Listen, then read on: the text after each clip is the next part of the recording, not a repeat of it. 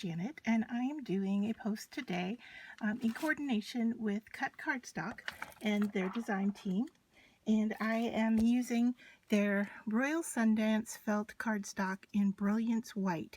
And we're going to be stenciling on top of this before we cut our project. And so what I have here is a stencil that I am going to just kind of find how I want to place this on here. And let me get the sticker off.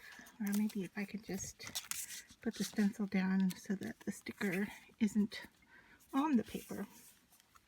That will work fine. All right, so then what I'm going to be doing, I'm going to tape this down with some washi tape to kind of hold it in place while I work. And I have this sitting on my waffle flower wet media mat. Just as a background, I don't mind getting dirty. And then what I'm using here is distressed oxides in 3 different colors. So I have broken china, fossilized amber, and faded jeans, and I'm going to be applying it with a brush. So I'm just gonna quickly tap some color onto my brush and then go into my stencil like so. And so we just kind of want to introduce the color in a bunch of different areas, and this is really quick and easy to get the color down.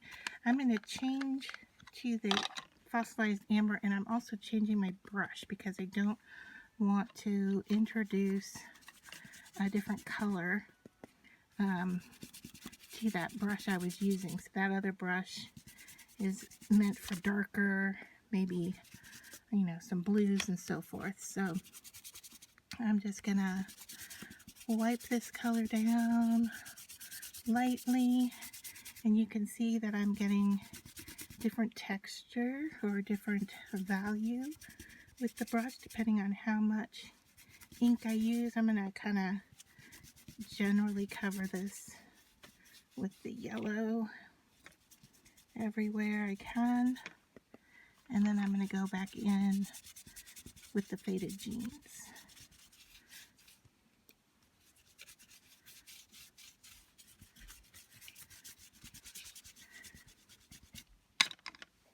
So just like that, quick, and then I'm going to take the faded jeans and go in and introduce some of this to the piece as well.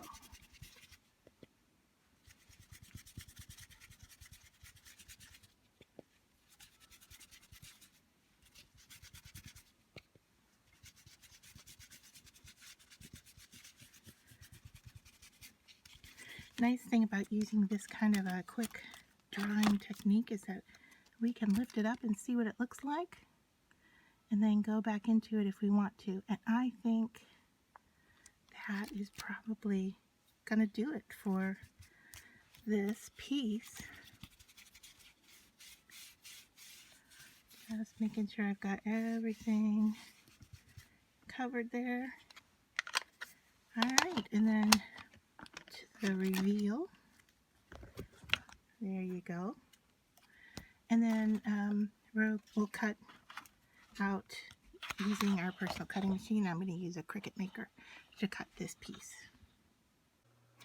Alright, so now the next step is to laminate this. And what I have here is the laminating pouch, and I have inserted 2 pieces of copy paper because what we want to do is laminate this side but not the back side of our piece. And so I'm just going to set this in here, and those copy sheets are going to help us to protect the back side so it doesn't laminate. Alright, so then all we have to do is send this through our laminating machine. Now, to set up your laminating machine, depending on which one you have, mine took about 5 to 7 minutes to heat up properly to accept this piece. So keep that in mind if you are going to use a laminator.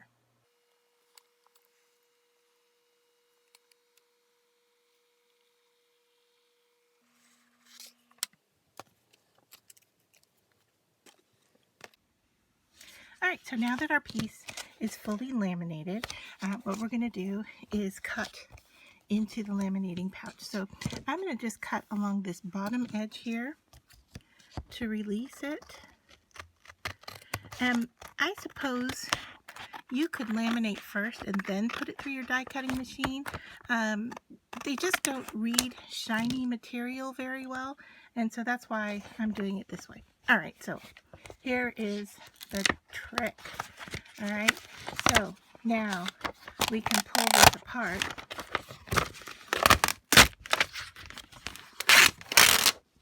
Sorry for the noise. And I'm just going to cut that back sheet off. And we can throw that out. Now we're left with this and one sheet of copy paper. But as you can see here with the edge, it really isn't attached to anything. So I'm going to use my scissors and just cut around the edge here.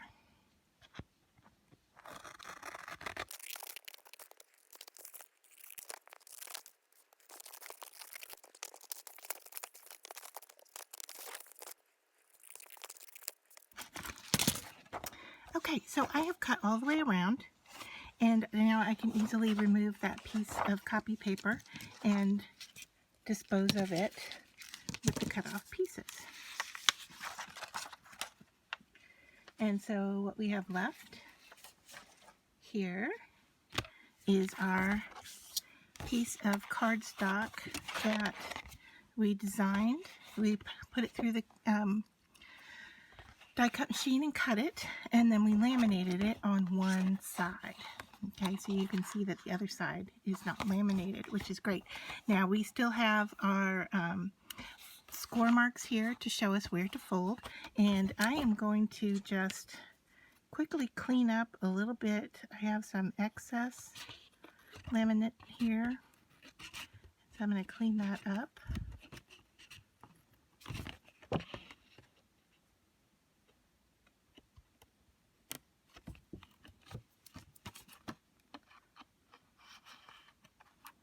Now, if you wanted to decorate the inside of your pouch or line it with paper, you could do that. But, you know, this is a storage pouch, and I'm not really concerned about the inside, because once we fold it up, we're not really going to see that.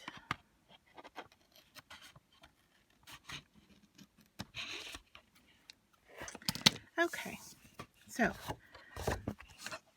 now all we have to do is fold along these score lines and make sure that we get a nice little clean fold. And if you're concerned that it's not going to fold correctly, you could go in and score those again if you'd like. This seems to be working out just fine for me here.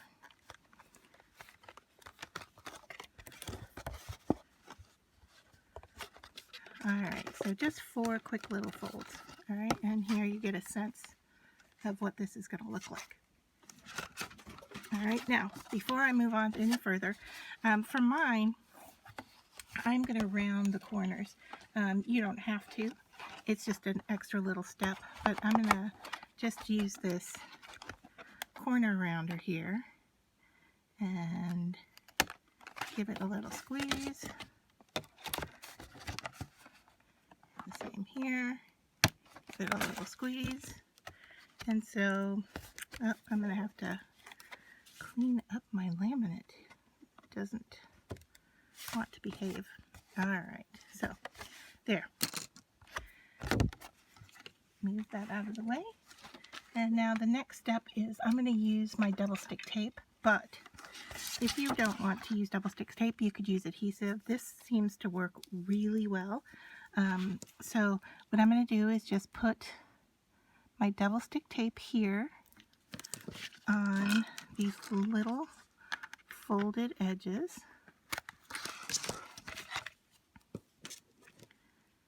And so when they fold in, they're going to attach to the uncoated cardstock. and so it will stick a little bit better. So I'm just going to give that a good press with my thumb. You could use a bone folder, back of your scissors, a dull butter knife, whatever works for you. I'm just going to peel off the double stick tape here. All right, and then I am going to fold up my patch. So all I need to do is line that up here. So I fold those in.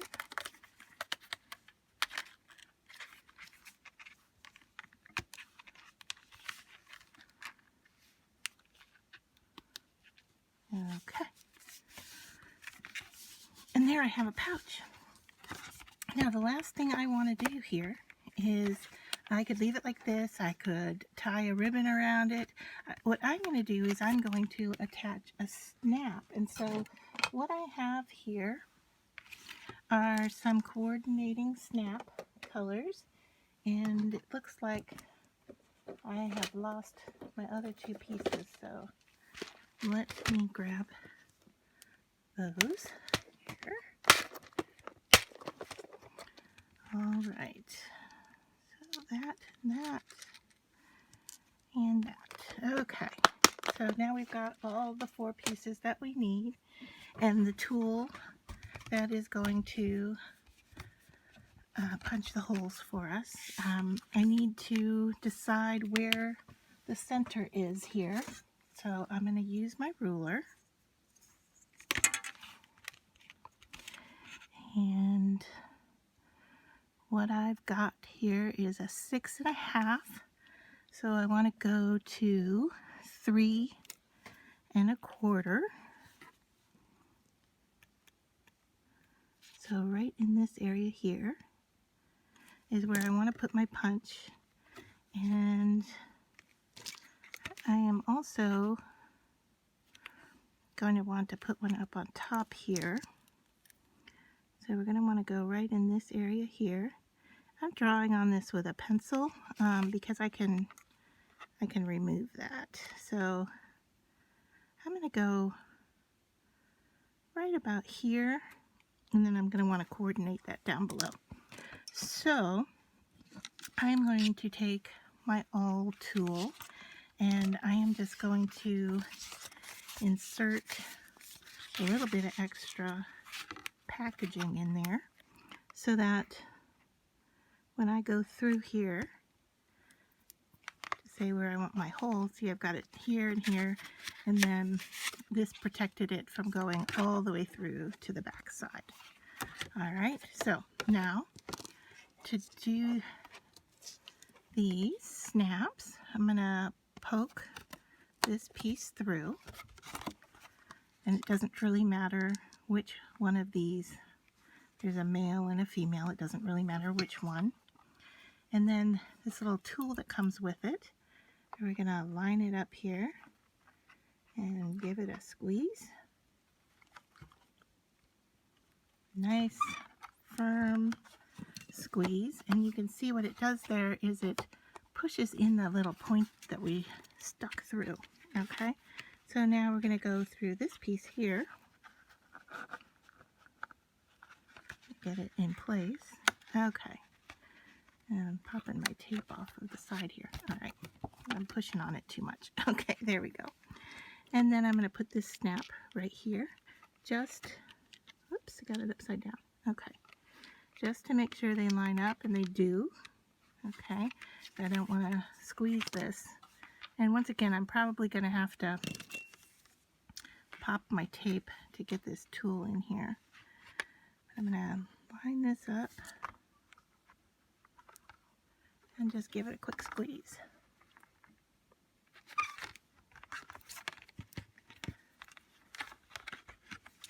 And there is my snap.